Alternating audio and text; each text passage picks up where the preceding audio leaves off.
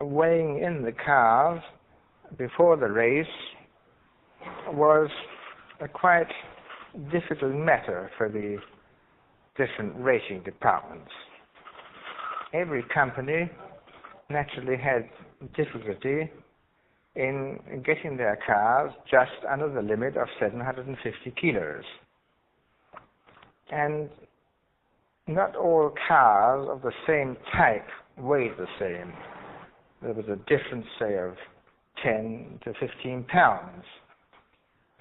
Now, if you are 15 pounds over the limit, the organizers are not going to accept the car, and you cannot know beforehand what the car is going to weigh exactly.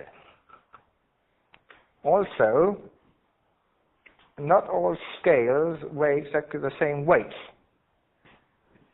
So we generally went to the official scrutineering with a rather anxious feeling, and we knew that all our competitors were going to stand there and have a good look, and were going to be very pleased if we were too heavy.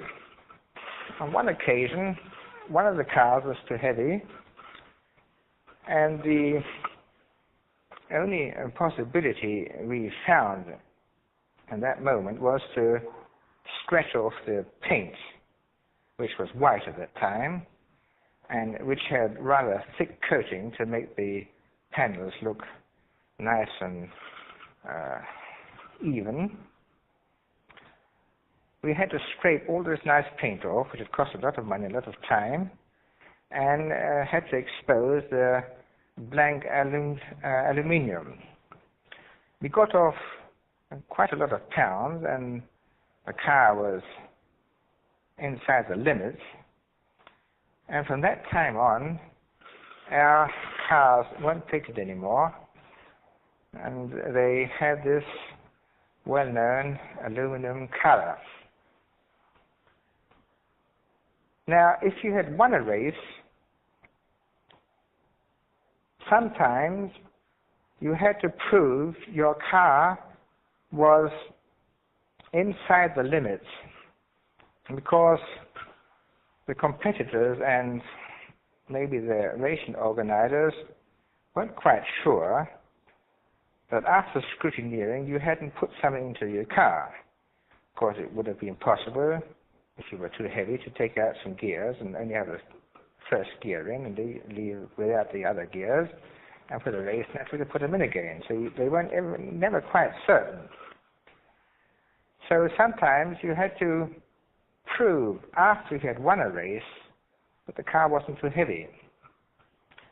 And on one occasion I can remember that our car was actually a few pounds over the limit. Now in this case you can't take anything out of the car, or everybody's looking on. And now the formula said that the car should be dry, that is, without gas and without oil. And the only thing we could do was to disassemble the whole car and wipe oil off every single part of the car. And by doing that and assembling the car dry again, we actually got in the limits. But that was quite a narrow affair.